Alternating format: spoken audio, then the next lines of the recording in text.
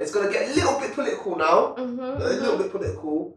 You know, we're just trying to touch on some current topics a little bit. Yeah. And obviously recently the Met have basically killed an unarmed black man, Chris Kaba, rest in peace. Just wanted to get your view on that. Now, how do you feel about the police, one, killing unarmed black men and women as well? And just kind of, just your view on, I guess, what could happen, what could be done? I think it's disgraceful and it's unacceptable what the Metropolitan Police have done to Chris Kaba.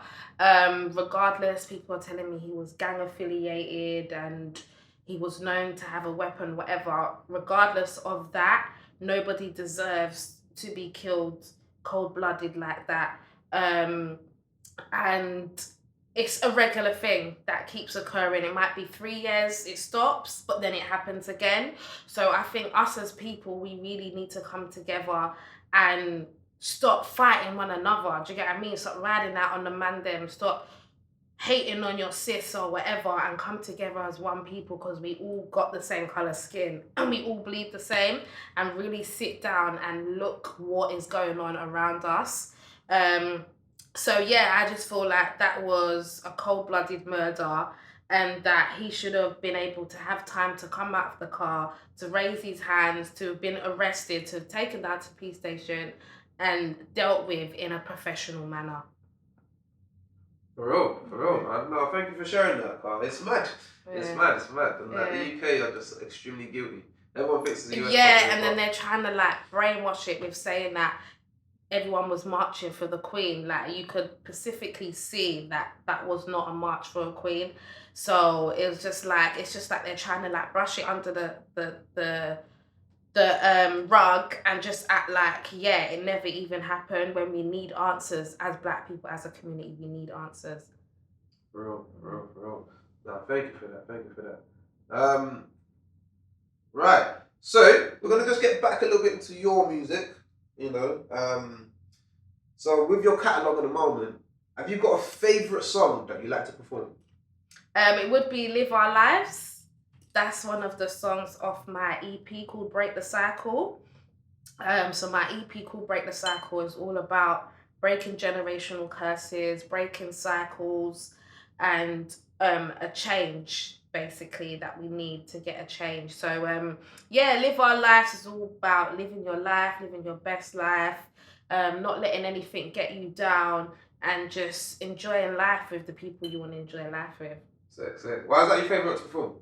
It's just the way how everyone is when I perform that song. Like, people just love the song.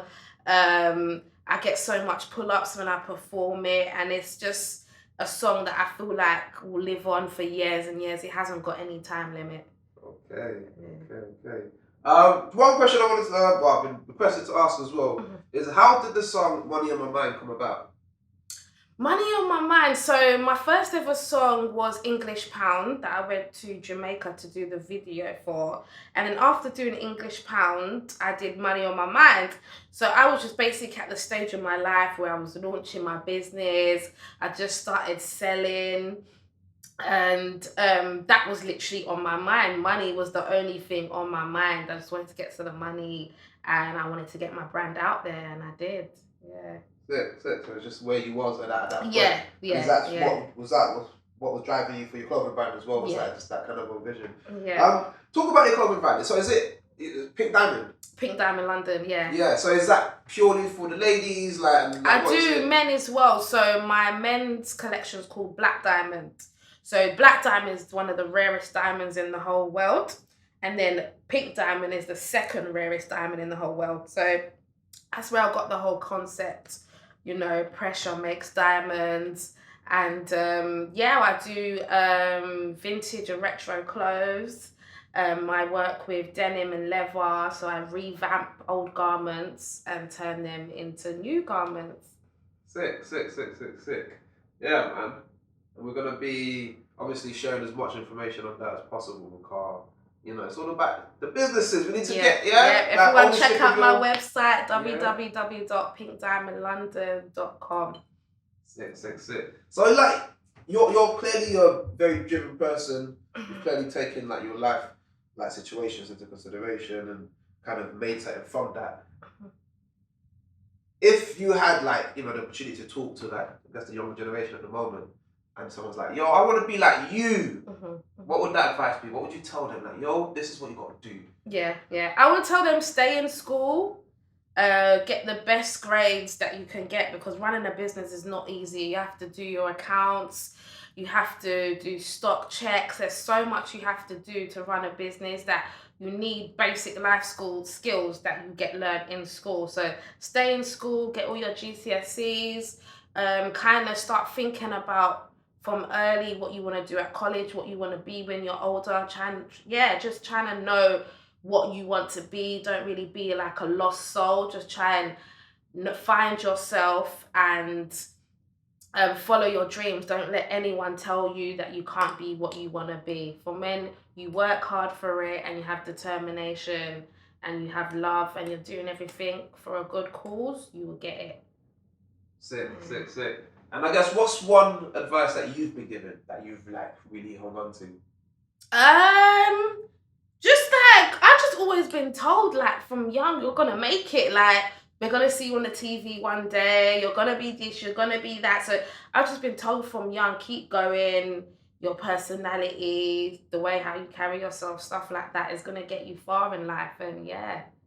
It really has. yeah, lovely, man. And do you think that encouragement has been something that's been, I guess, helpful for you? Like how? Yeah, it really has, because you know when you see other people that believe in you so much, it's that you must have something. There must be something about you that, yeah, is gonna take you to the next level or is gonna make you successful. Nice. I mean, this is like coming from my side purely as an artist. You know, I just understand. Even with all of the kind words and like that, and you see yourself do well, there's still moments of doubt, right? There's still moments of fear. So definitely. What would you say is one of your biggest fears at the moment? Like, one of my biggest fears at the moment, I would say, just not to be like. For not to be able to provide, like my goal is to be able to like provide for my whole family. So yeah, for like anything to happen like where I won't be able to provide for everyone and change everybody's life, that would be like my most fear. Yeah, my biggest fear. So God willing, you got this. It sounds like you're doing a lot of great work to achieve that. So thank you. Yeah, no, seriously, keep it going.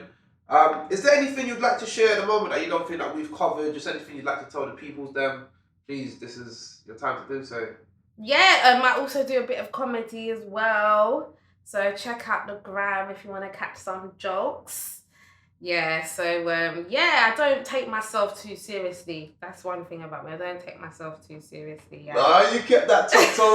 What, you like busting jokes there? What got you into that? What? Do you know what? I don't know. I've just people just always said, "Oh, do you know what? You're funny," and then. Like, sometimes I just sit down and think of my life experience and I say, no, that is actually funny. Like, I need to share it with the gram. Like, literally. So most time it's actual, like, real life experiences that I've gone through and I'm like, nah, this is too jokes. Like, I've got to share this with everyone. Man. And you got to share it with us. God, give us one situation you've been in. A mad situation you've been in. One time I walked in to one of my niggas trying on my wigs and I was like, raw, like he's probably like trying on my wig, like all rapping and that, and I was like, gee, like what's going on here? Like seriously.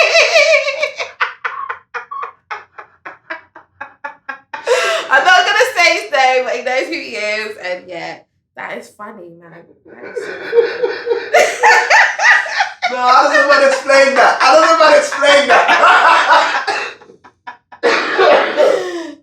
Like, no, I don't know how to explain that though. Come on, no, you just got to stand there. Like, he was just like, oh, man's just messing about. I was like, no, that's not even funny. Like, you're crazy. Literally. Jokes. I was like, I'm laughing, bro.